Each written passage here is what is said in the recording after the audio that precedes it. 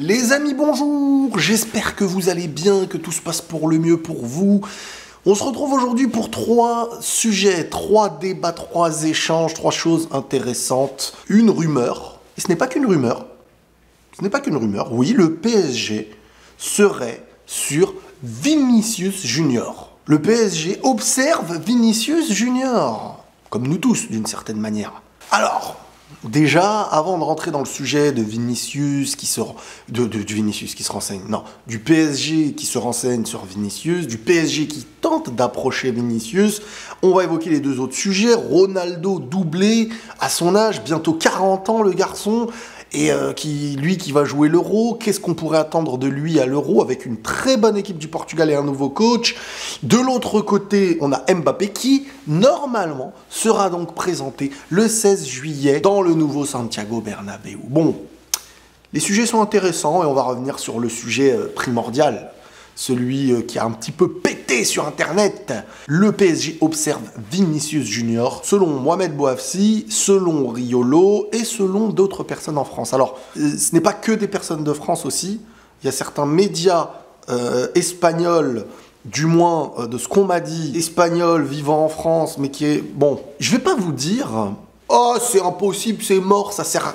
Je vais d'abord vous parler de manière factuelle. Oui, le PSG peut-être discuter en interne de manière très secrète avec Vinicius, peut-être, hein, ou peut-être pas, mais peut-être qu'il y a des discussions et que le PSG, je pense, le PSG là a une colère noire de perdre Mbappé au Real Madrid, et leur rêve là, ce serait vraiment de faire un coup au Real, un petit peu à l'image de ce qu'ils ont pu faire à l'époque pour le Barça avec Neymar et tout. Donc Vinicius, s'il était amené à être pris au PSG, ce serait pour lui doubler son salaire. Bref, la psychologie qui existait dans l'après Mbappé en disant non, mais de toute manière, si on ramène maintenant c'est le club au-dessus de tout. Croyez-moi bien que s'il y a possibilité pour Nasser de faire Vinicius en lui donnant, mais je ne sais quoi, pour l'image et pour se venger de l'histoire Mbappé et pour faire une crasse au Real Madrid, et aussi sportivement, parce que Vinicius t'apporterait, même si à Paris, il faudrait voir comment ça se passerait, ce serait pour le PSG et les Qataris surtout une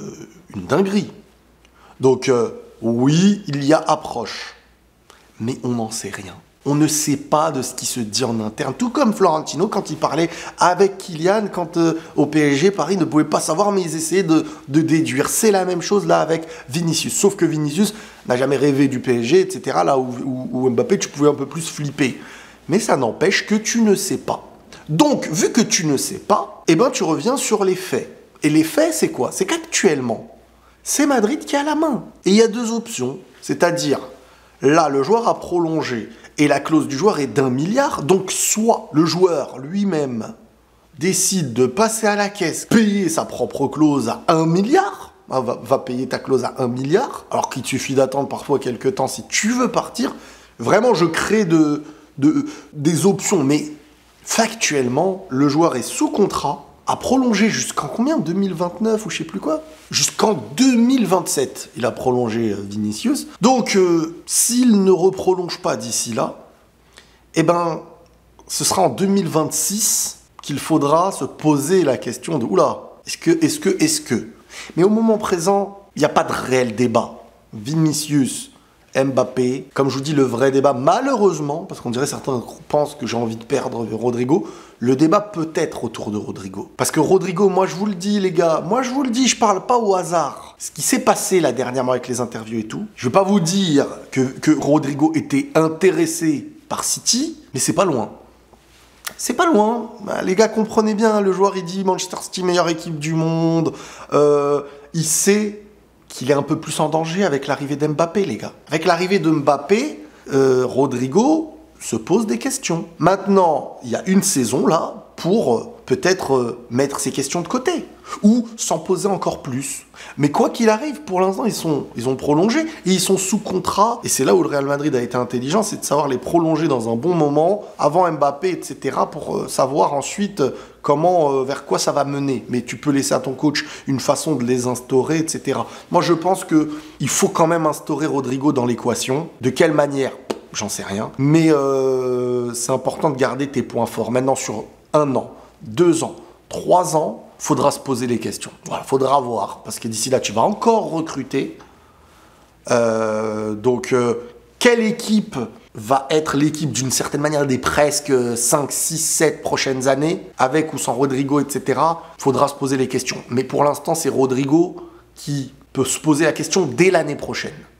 Vinicius, ça va être un titulaire indiscutable, Mbappé va être titulaire, et c'est maintenant de quelle façon t'instaureras peut-être Rodrigo, etc. Donc pour le cas Vinicius, il est sous contrat jusqu'en 2027, et il a une clause d'1 milliard. Et pour Rodrigo, je pense pas que le Real serait prêt à le lâcher, et encore moins au PSG. Maintenant Paris, l'argent du Qatar et tout, tu sais pas, serait capable d'arriver avec 1 milliard, les mecs, tu vas dire...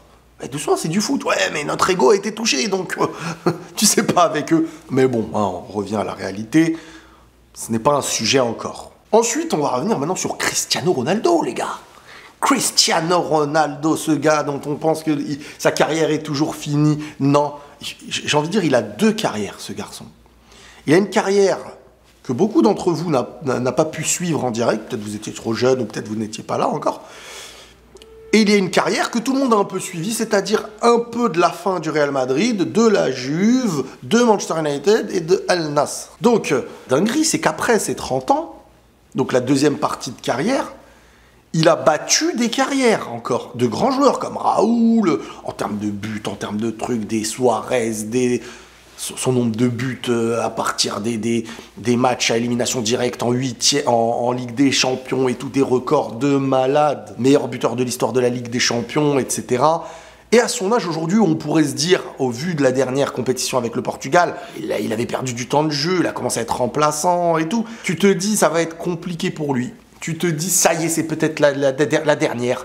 Et là, alors attention, ce but ne veut pas tout dire, mais... il veut aussi dire un petit peu. Le joueur est physiquement au mieux de ce qu'il peut être. Ça, on le sait, hein, Ronaldo n'a jamais menti et joué sur ce domaine-là. Ronaldo, physiquement, à son âge, il ne peut pas faire mieux. Ensuite, on verra maintenant dans le très haut niveau de l'Euro. Parce que là, c'est les matchs amicaux. Il a marqué un beau doublé digne de sa bonne époque. La confiance a l'air d'être là. Il a une équipe avec lui qui peut dominer. Parce que là, on va parler du Portugal aussi, les gars. En termes de nom, je sais pas qui fait vraiment mieux. En termes de nom.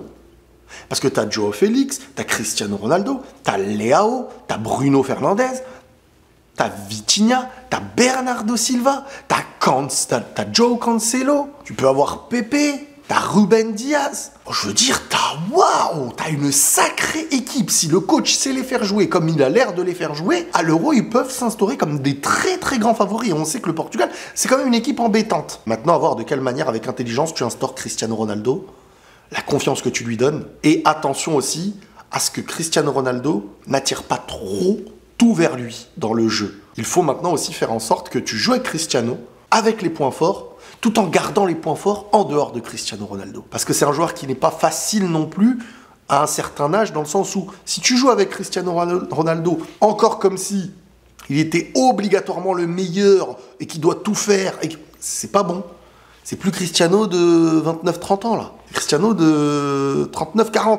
Donc là-dessus, il va falloir faire attention aussi. Parce qu'autant un Cristiano Ronaldo, et c'est pas directement de sa faute, mais autant un Cristiano Ronaldo dans une équipe qui grandit et qui a des joueurs incroyables, ça peut aussi pénaliser si l'équipe ou le coach ne sait pas faire jouer ça avec un grand comme Ronaldo, avec un profil aussi important, avec tout ce qui ça englobe, le nom, etc. de Ronaldo. Donc... s'il y a le cocktail gagnant, que le coach a su faire les choses intelligemment, que l'équipe entière sait jouer avec comme sans Ronaldo, parce qu'il est important de jouer avec Ronaldo comme sans Ronaldo. Si Joao Félix a une action et qu'il doit la jouer sur ce qu'il sait faire de mieux, et qu'il y a Ronaldo, il se dit non mais bon c'est Ronaldo, il faut que je lui fasse la passe obligatoirement avant de tenter mon action, ce ne sera pas le bon choix à chaque fois. C'est là aussi où il faut se poser les bonnes questions. Mais bon, je m'inquiète pas spécialement pour eux. Et Kylian Mbappé, normalement, qui sera présenté après l'Euro le 16 juillet. Donc, comme vous le savez, l'Euro c'est de vendredi 14 juin au dimanche 14 juillet. Donc, un mois, pile poil. Et 2 jours après l'Euro, la présentation d'Mbappé au Bernabéu. Donc, je sais pas si la France est éliminée avant, est-ce qu'il va y avoir présentation avant, ou alors ce sera ses vacances et tout, il fera ce qu'il veut et après il sera présent. Mais en tout cas, ils ont estimé que la France au moins pourrait aller au bout Et si elle va au bout, bah, il n'y a pas de problème de date. Comme ça, ils peuvent peut-être dès maintenant s'organiser